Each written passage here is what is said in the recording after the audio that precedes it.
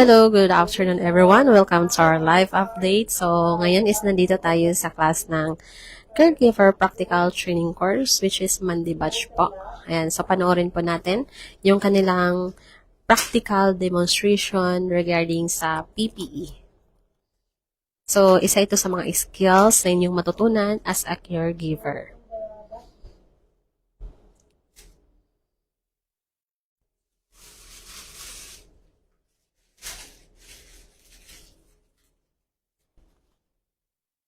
Then remove the face shield.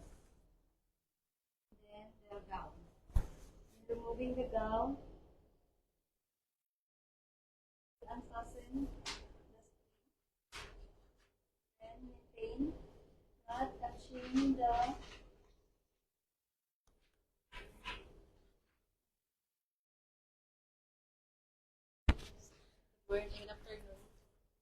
Good afternoon. ilalagay ko to sa'yo kasi farmer yung Wala. busa. Dapat hindi ako magkamali pala. Then the last one that you need to do is your mask. So still maintain stereo, touch the contaminated.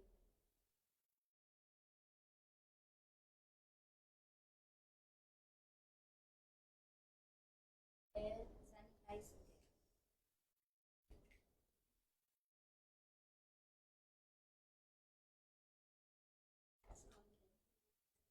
Okay, next will be Miss Anna Rose. So, prepare the things. Congratulations, Maria. Nice. So, this will be yours.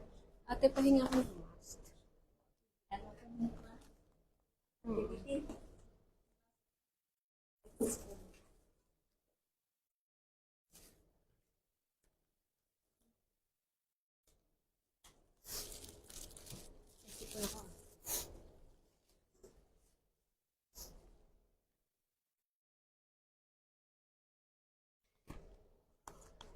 Di pa pindot nga na.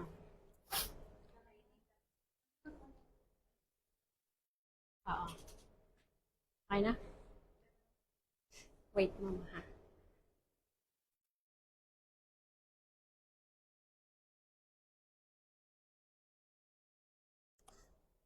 Good afternoon, everyone. I am demonstrating the the step-by-step procedure of donning and doffing the PPE. Okay, or the personal protective equipment. Okay, before entering the patient's room, you need to do a hand hygiene. I will sanitize my hands before doing the procedures. And I have the materials, the gown, the mask, the face shields, and the gloves. And then, before donning the PPE, you need to select the appropriate personal protective equipment based on the potential infectious agent that your patients have. Okay. First thing, I will put my gown, and putting the gown, avoid touching the front area of the gown because we need to do a sterile technique. I will put this gown like this, and then I will help another one hand to put another one side of my hand.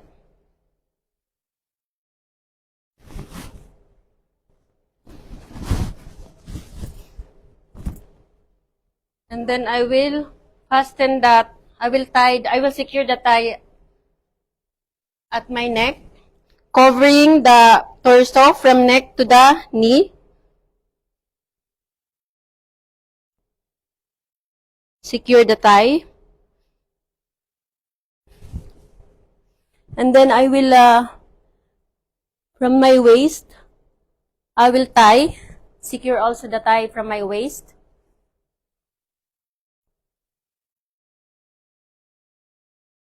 And now, I will putting on my face mask. In putting the face mask, secure the integrity of the mask, the string, locate the metal strip of the mast. Ensure that the blue one is in front and the white one is the one who touching on your skin.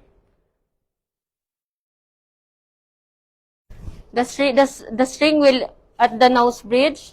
You need to stretch the mast below your chin, covering your face.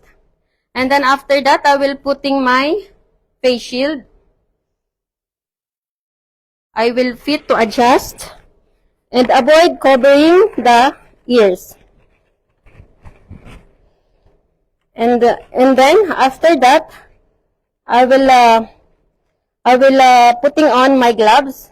I will open the packaging of the gloves, but I will check if this glove is the expiration date, the integrity of the gloves, and the size also. I will open the packaging.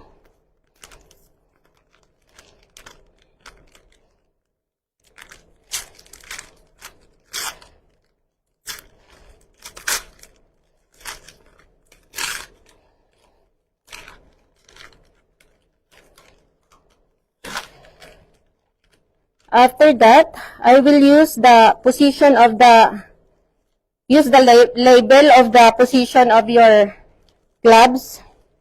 This one is the left side. I will open it without touching the gloves, which is the sterile area. And then, after that, I will use my dominant hand to put on the gloves. Avoid touching the sterile part.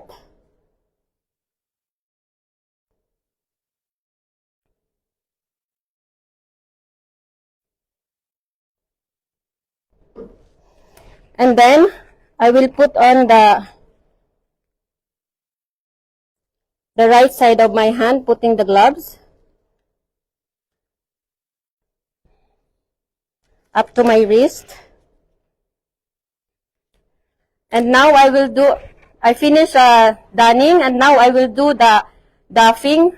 First thing I will need to do is I will grasp the gloves like this without touching the contaminated area. I will use my index finger to remove the gloves without touching to avoid contaminating. And then I will throw it in the garbage bin with the packaging.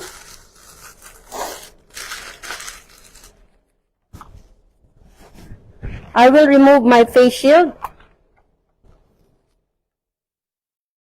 And then I will unfasten the gown.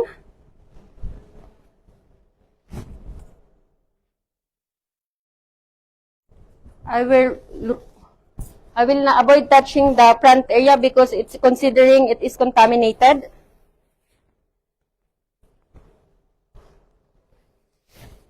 And then I will roll it inside and out, and throw to the garbage bin. And then I will sanitize my hands. Thank you. I will remove my mask. First, avoid touching the contaminated area.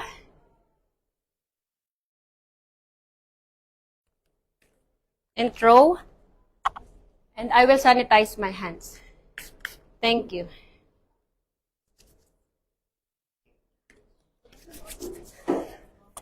Nasisipon ako.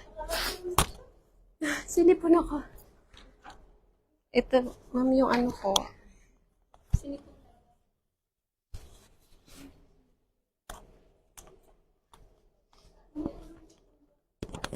Good.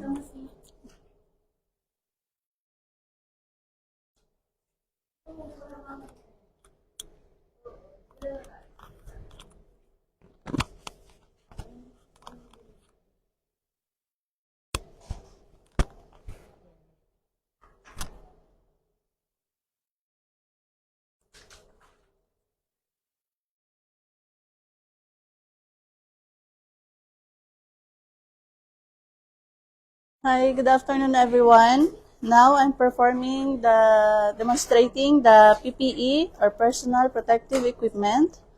First, I will sanitize my hand.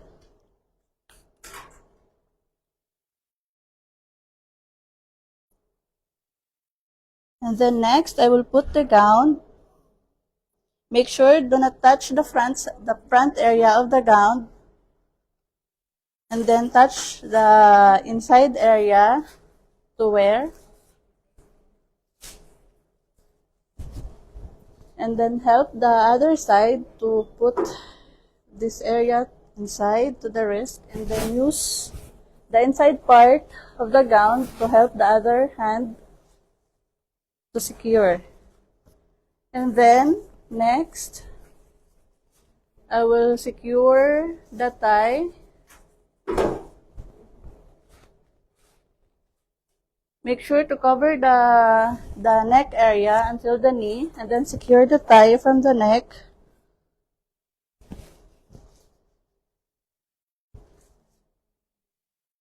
And then bend your body to take this tie to secure in your waist area.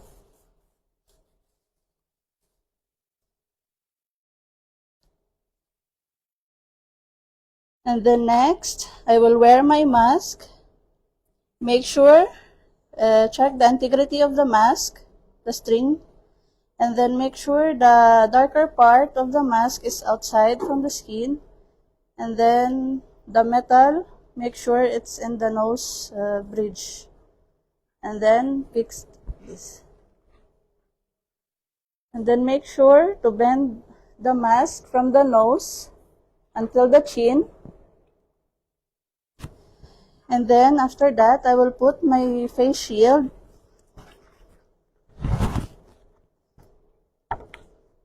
Make sure do not cover your ears. And then next, I will using the sterile gloves. Make sure you don't have any jewelry in the body, in the hand, or any nail extension.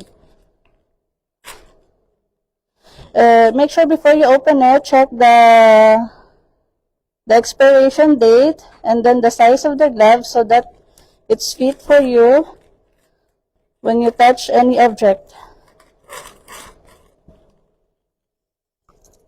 Position the gloves well and do not touch from the inside area, only the folded side of the gloves. Make sure do not touch the sterile area. And then I will put my non-dominant hand, and helping by the non-dominant hand to put the gloves.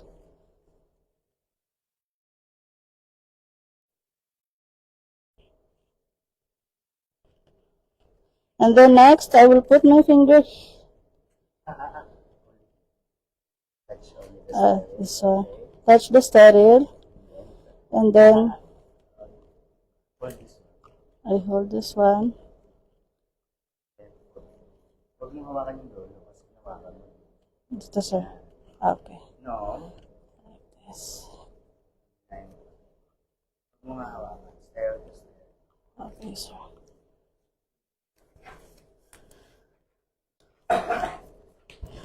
And then next, I am done for donning. And then next, I will doffing the. And then first, I will grasp this.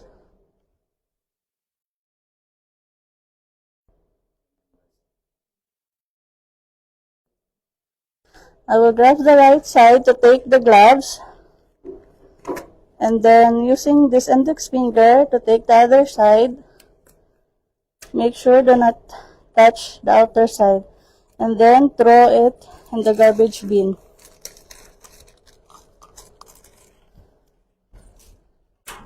And then next, I will take my face shield. And then take my gown and tie the gown from the back.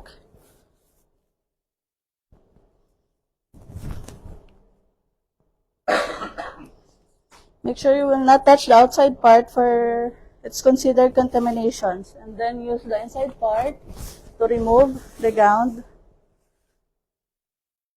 the inside part, and then roll it, and then from inside to out, and then throw in the garbage bin. And then now I will take my mask, and then make sure do not touch the outside part, and then throw it in the garbage bin. And then I will sanitize my hand. That's all. Thank you. Okay.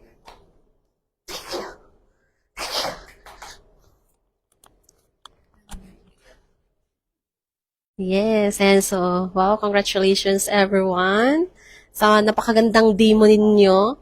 Mga very good kayo today. Hey, hey, ayan. So, sa mga gusto din na mag-enroll, maging certified caregiver, ayan, so habol na po kayo sa enrollment natin. Message kayo sa aming WhatsApp number +965-9930-2850. Thank you so much everyone.